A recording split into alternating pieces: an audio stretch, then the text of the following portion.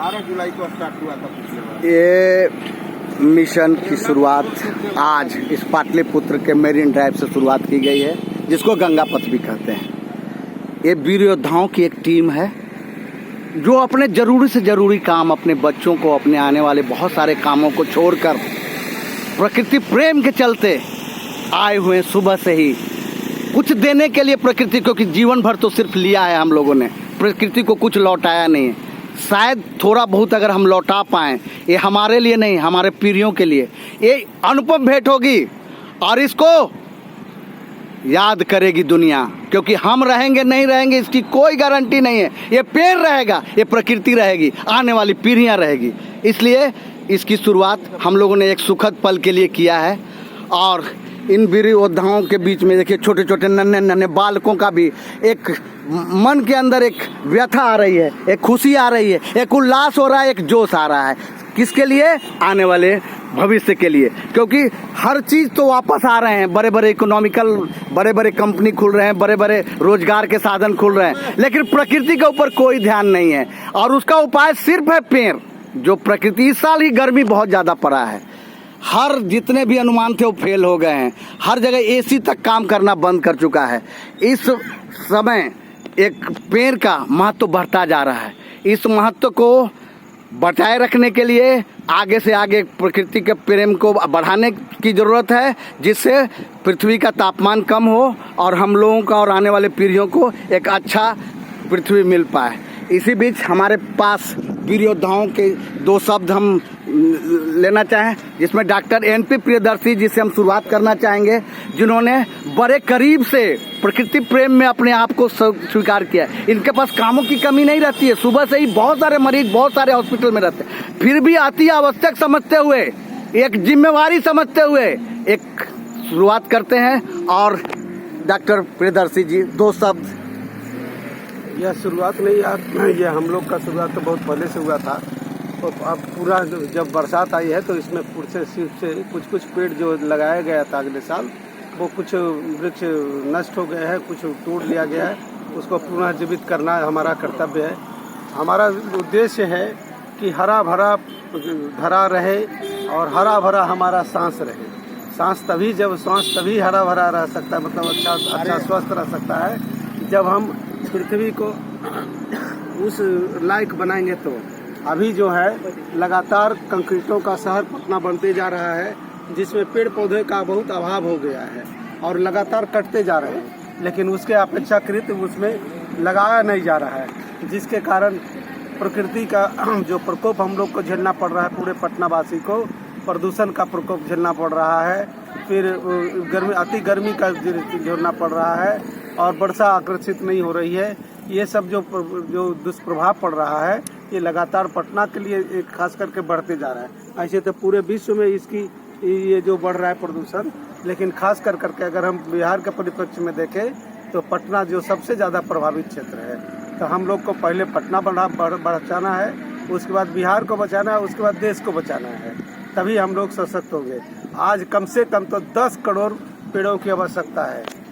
अभी इतनी कमी है। अगर जिस तरह से धारा हमारी है और जितना हम लोग आदमी हो गए हैं, उसमें से 10,000 करोड़ बड़े वृक्षों की जरूरत है।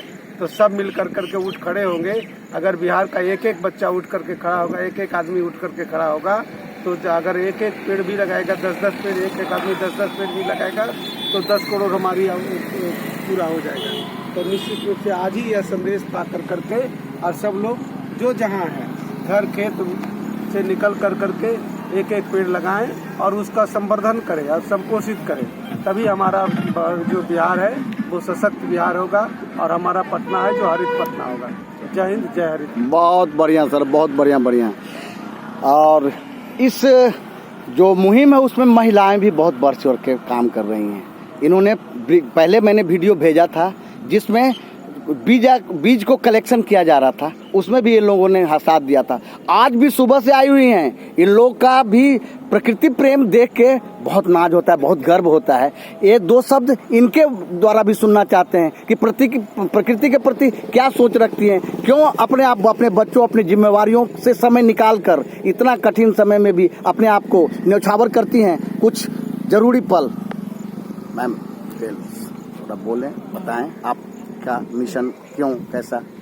पेड़ है तो हम हैं, पेड़ नहीं तो फिर हम नहीं। वृक्ष इतनी ज़रूरत है वृक्ष की। अभी देख रहे हैं कि अंधाधुंध विकास के धुन में लोग पेड़ को काटते जा रहे हैं। और बिल्डिंग, जैसे अपने छतों पर खड़े होते हैं तो हम लोग सिर्फ बिल्डिंग ही बिल्डिंग दिखता है, तो कहीं नहीं पेड़ बहुत कम दिखाई देता है, जो कि अभी प्रकृति के लिए, जैसा कि इस बार देखा गया है कि 45-46 डिग्री तक टेम्परेचर चला गया है, जो कि पहले कभी नहीं हुआ था। तो कहीं ना कहीं हम मनुष्य इसके जिम्मेवार हैं कि पेड़ पौधा को हम लोग काट रहे हैं। पता नहीं पैसा भी क्या करेंगे, जब तक हम लोग शुद्ध हवा और जल नहीं मिलेगा तब तक हम पैसा का भी क्या करेंगे।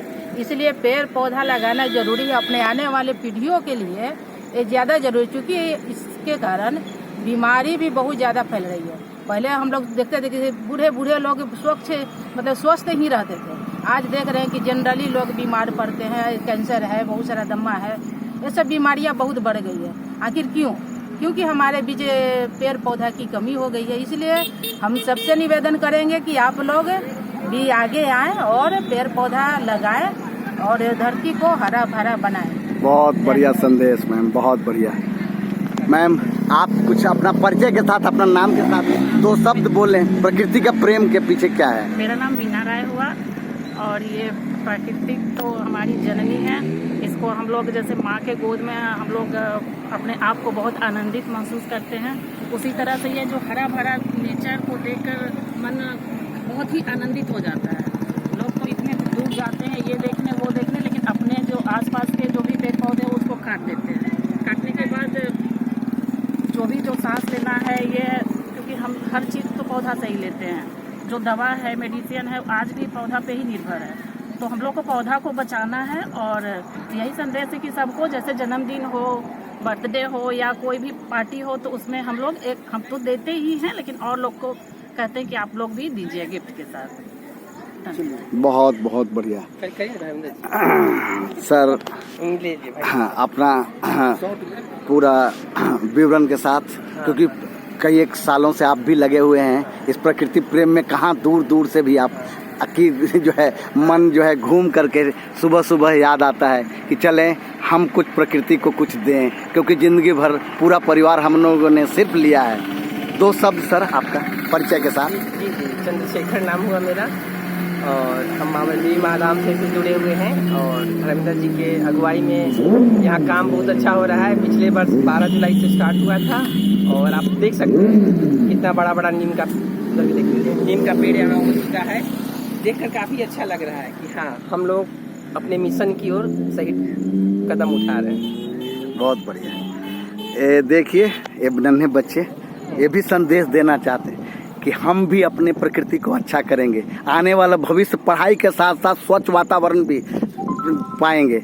ये बहुत ही अच्छा पल है।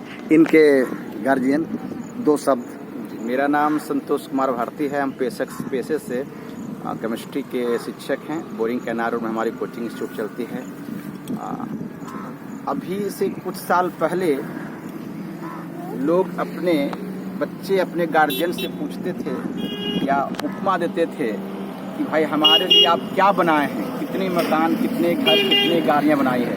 लेकिन वह दिन दूर नहीं कि बच्चे पूछेंगे जब जन्म लेंगे कि हमारी सांसों को जिंदा रखने के लिए, इस धरती पर ऑक्सीजन के लिए आपने क्या किया।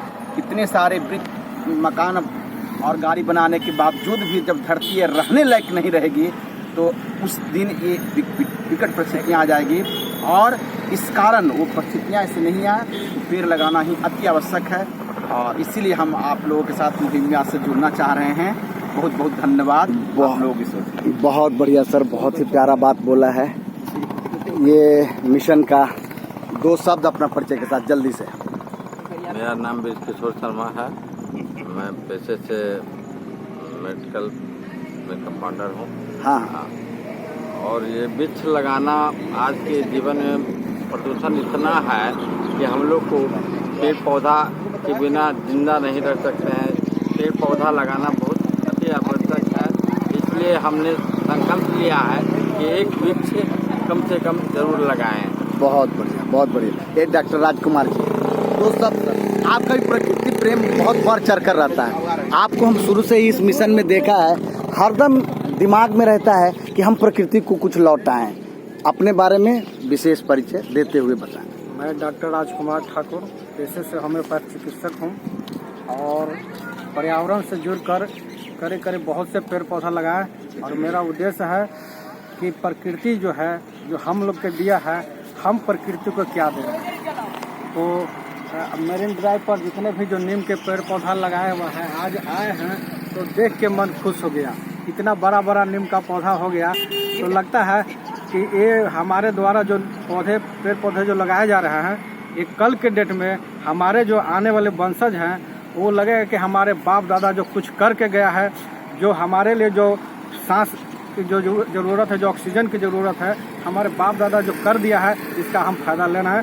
तो हम सभी लोगों से गुजारिश करेंगे कि अपने जीवन में कम से कम पेड़ पौधा ज़रूर लगाएं, जो कि आप अपने वंशज को कुछ दें अथवा मत दें, लेकिन एक शुद्ध वातावरण, एक शुद्ध ऑक्सीजन आप अपने वंशज को जरूर दें। धन्यवाद। बहुत बढ़िया। विरासत में बहुत सारे लोग बड़े बड़े मकान, जैसे उन्होंने बताया कि बड़े बड़े मकान छोड़ के जाते हैं, बड़े बड़े भूभाग छोड़ के जाते हैं, लेकिन